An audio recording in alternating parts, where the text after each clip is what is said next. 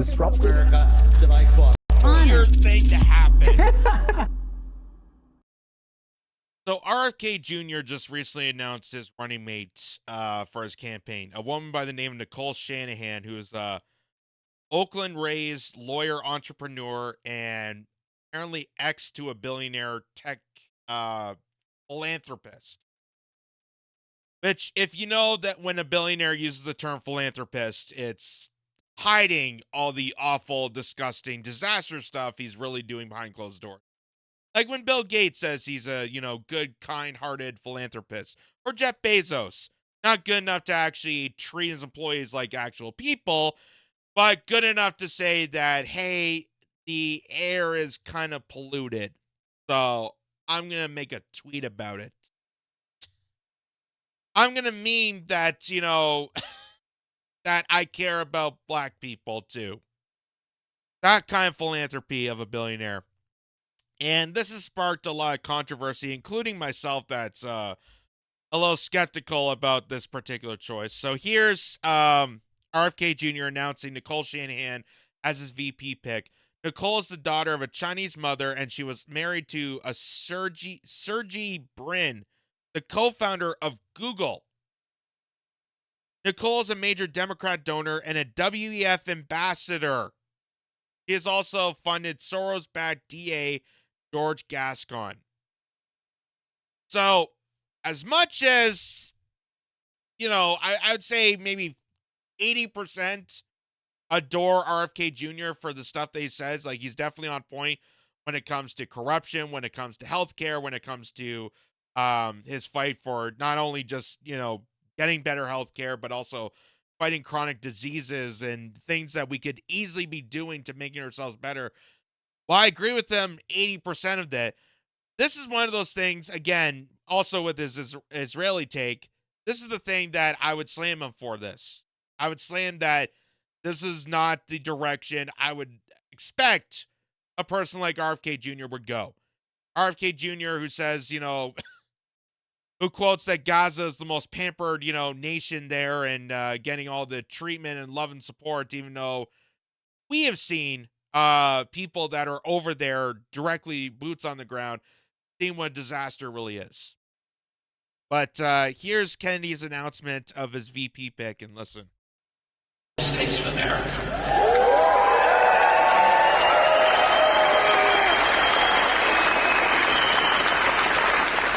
I found all of those qualities in a woman who grew up right here in Oakland.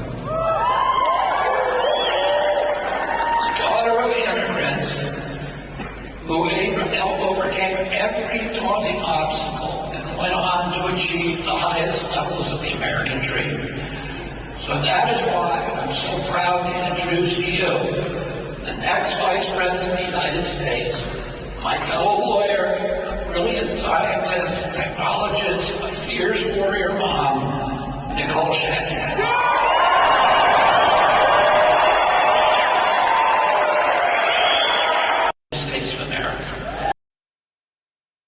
So, it's not really diving into the details. And I get that, this is a campaign and, RFK Jr. probably had short, limited time, so he had to come out and just say, like, oh, she's the daughter of immigrants and raised here in Oakland, and she's a fierce mother, and my lawyer and my scientist, and she has this very curious mind, and I think she's going to be great for vice president. But we don't really know much about her. And judging by the fact that, she grew up and then got in bed to big tech companies, married a billionaire, got, being the ex-wife now of a billionaire, and getting involved in being a top donor for the Democratic Party, you have to kind of scratch your head and go, why exactly RFK Jr. is going to side with a top Democrat donor when the Democratic Party despises a person like RFK Jr.? So here's a video that the Kennedy campaign released to try to better understand who Nicole Shanahan is. And they have the sit-down interview style to try to pitch the idea of what a great person she's going to be for this campaign. And again, You have to look at this with a bit of grain of salt. Watch this. What young people are faced with today is completely unprecedented, and it's going to take a new generation of leadership that understands deeply those threats because they are themselves technologists to address the issues at hand. It's going to take leadership that has spent their life in technology. It's going to take leadership that understands what questions to ask, how to ask them, and what it looks like to implement a plan. This is not the America of the 1950s. This is the America of 2024. And in this America, it's going to take communities coming to the White House that never have actually been in the White House. And these are going to be tech communities. These are going to be Gen Z communities. These are going to be millennial communities who really believe that working together is going to get us to a healthier America with solutions that actually work. I was born in Roseville, California, near Sacramento. Then my mom and dad decided to move back to Oakland into the home my dad grew up in. You learn from a young age growing up in Oakland that we are all made equal and we all get a shot at something great. And the color of your skin just gives you a different, cool cultural perspective. And you know, I'm half Chinese, half Caucasian, but to the people around me, I was Nicole. My mom immigrated to the United States in 1983 from Guangzhou, China. My father, in particular, struggled with substance abuse, various mental health challenges. We relied on government assistance for a good portion of my childhood. Every time my dad lost a job, there wasn't a lot of money to cover basic expenses like food. And we would get food stamps and go to the local grocery store with our mom, my brother, and I. And at the checkout counter, I remember she would ask my brother and I to go stand by the magazines when it was time to pay. Whew. It was hard. It's really hard. Those programs, they saved my family. They gave me a chance. So, I'm not going to be able to show the whole thing because it's a very long clip. The thing about this, and maybe it's just me being paranoid on the fact that, you know, we've seen this kind of similar kind of setup when AOC was campaigning and Tulsi Gabbard was campaigning and Bernie Sanders was campaigning. People jumped ship onto that board and thinking that they were going to rise up. They were going to be, you know, the changers that were going to, you know, save us from the oligarchy, where they're going to be the saviors against, you know, the establishment oppression that was taking us down. And we realized that those people that did the exact same thing that she's doing here, you know, saying that, you know, she grew up in a poor neighborhood and had to rely on government and wants, you know, the benefit for the doubt of people. Once they get into that power, they completely lose touch with their instincts, with their original morals and values, and go with the establishment. So it seems to me that this is just another example of this. And you notice how, as she's speaking about this, speaking about her childhood and growing up with her parents and how her dad had chronic illnesses and mental health and substance abuse, so they had to rely on government assistance and he lost his job. Again, we feel the sympathy. We feel the sympathy. You do have a good, you know, story, a backstory to this, but there's no substantive ideas. There's no substantive policies that you are going to enforce. I get that you're a VP, but again, you're supposed to be, the reason RFK Jr. supposedly picked you is because you're such a great, you know, fighter and a champion of ideas.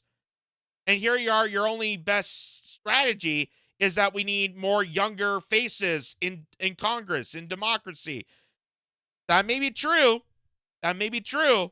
But it's the policies that have to enforce for the greater good. And they don't have that. They're not suggesting any policies. They're not suggesting, maybe cutting back on the war machine, cutting that significantly so we can invest into infrastructure, good jobs, fighting for people so they can form a union, getting minimum wage to a decent living wage, examining the homeless epidemic, examining the border crisis. None of that ever gets mentioned in the campaign here. None of that gets mentioned as she is now the chosen pick for the Kennedy campaign. So it just seems like one of those takes where we get soaked in to think that they're going to be one of us, and you put them in a position of power, and you're just going to see it unfold. The mask is going to come off, and you're going to be realizing that they're part of the establishment, and they played you like suckers. Just like how Trump played as the populist, and very convincingly played the populist, and a lot of the times he did side with the crowd even when he was in office, but a lot of the times he sided with the wrong people. And he got himself in bed with the wrong kind of people. And that's where it's kind of a slippery slope. And this is where you can't falsify. Even if you love Kennedy, if you love Trump or love Biden or whoever your candidate is, you can't adore them like a hero. You have to adore them like an actual person, which means you have to scrutinize that person. You have to understand that they are people. They're gonna, be in the position of power. They're gonna be in bed with people that are controversial. You don't know who they're talking to, so you have to keep a close eye. You have to keep them at bay. And that's the case with this lady here. So, even Donald Trump, former president, said this on, I believe this is Truth Social. He said this. He said, RFK Jr. is the most radical left candidate in the race so far. But he's a big fan of the Green New scam and other economy-killing disasters. I guess this would mean he's going to be taking votes from crooked Joe Biden, which would be great service to America. His running mate, Nicole Shanahan, is even more liberal than him. If that's possible, Kennedy is a radical left Democrat and always will be. It's great for MAGA, but the communists will make it hard for everyone to get him on the ballot, except for him and her. It'd be indicted any day now, probably for the environmental fraud. He is crooked Joe Biden's political opponent, not mine. I love that he's running. That was my best Trump impression. I don't know why my voice kind of changed there. That was kind of my best there. And even Jill Stein is noticing on this. Jill Stein is actually challenging RFK Jr. to a little bit of a debacle here. Because one of the things that I pressure Robert F. Kennedy on, I agree with him on, basically 80-90% of the issues that he's saying. But one of the things that I challenge him on is his support for Israel, his support for the genocide. And when he came forward saying that it's not just Israel, we also have to have troops in Syria, we got to do this, we got to do that, and basically falling into the trap of the CIA and the FBI that he used to call out, it was an obvious tell. It was an obvious sign that either RFK Jr. has been compromised or this is just truly who he is. He's a Kennedy. He lived in the Democratic sphere. That maybe he is actually kind of a bit of an anti-war. That maybe war is okay as long as we pick and choose who our enemies are. So Dr. Jill Stein says RFK Jr. says the Palestinians are the most pampered people by international and organizations on the planet. Meanwhile, Israel is killing international aid workers trying to feed starving Gazans. Add your name to tell Kennedy to debate me on Palestine. So Jill Stein is actually challenging RFK Jr. to a debate on this. Just like how Max Blumenthal of the Gray Zone wanted to challenge RFK Jr. to a debate on Israel. And RFK Jr. turned away. So, again, it's kind of very telling and revealing that RFK Jr. isn't exactly the staunch hero that people want him to be. And no political candidate should be the staunch hero. No political candidate whatsoever. Not even Jill Stein. I criticize Jill Stein constantly on her pick for, Peter Dow, for example. A crooked person like Peter Dow who screwed over the voters in the Democratic Party, and now you're going to choose them to side with the Green Party. The Green Party is so massively corrupted now because of that.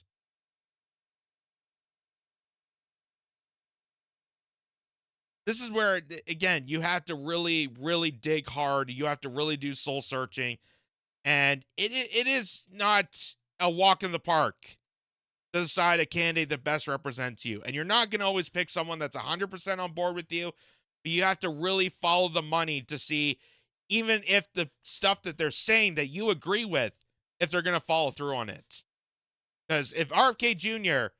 is serious about taking this tech woman as VP, as the vice president pick, what is that going to say for the rest of his cabinet?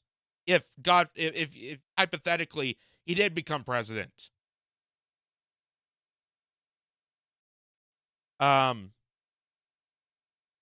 So there you go. RFK Jr. I just don't understand. I just don't understand. And while I agree with him, 80 to 90% of the times that he says on certain issues, I agree with him on, stuff, the stuff when he mentions about corruption and the intelligence communities and chronic illnesses, when he does, his rounds on podcasts and discuss how corrupted the entire establishment, not just one political party. I agree with him. All of that. But it's these little things. It's the little things. Like him choosing a Soros-backed Google asset, philanthropist lawyer from Oakland, California as the vice presidential pick that has no real initiative to put policy forward. And it's just another kind of mealy mouth, identity, I'm one of you kind of candidates. It's just kind of revealing. And it also his grotesque stance of Israel, being pro-genocide, being kind of pro-war when it comes to other nations. Like he mentions about Venezuela. How if we don't intervene and take over Venezuela, then, oh my God, the Russians or China is going to take over those oil fields. As if Russia, that is already exporting their own oil reserves, that it's in their own country, is going to take over Venezuela. Like, what a stupid goddamn idea that would be. And you would think Bobby Kennedy would know better. But I don't know. Maybe he's compromised. Or maybe this is truly who he is. So, just be careful what you get into. I guess that's all I could say. Be careful what you get into. Really dig down and understand who these people are. And, it is hard. Democracy is not supposed to be easy. Let's tell you that. Democracy and choosing your best candidate is not easy. It's not a walk in the park. You can't just choose someone based on looks or personality or, if they say the right thing, because that's how you get duped. That's how you get screwed over. And if you vote for that person and they get into office and they completely screw you around and give you a new one, then you just feel absolutely horrible about yourself because you got them into office. I guess that's where, George Carlin, when he says that I stay home and jack off during the election night, kind of works out. Because then he's not solely responsible for electing, two-faced goons. I guess that kind of makes sense.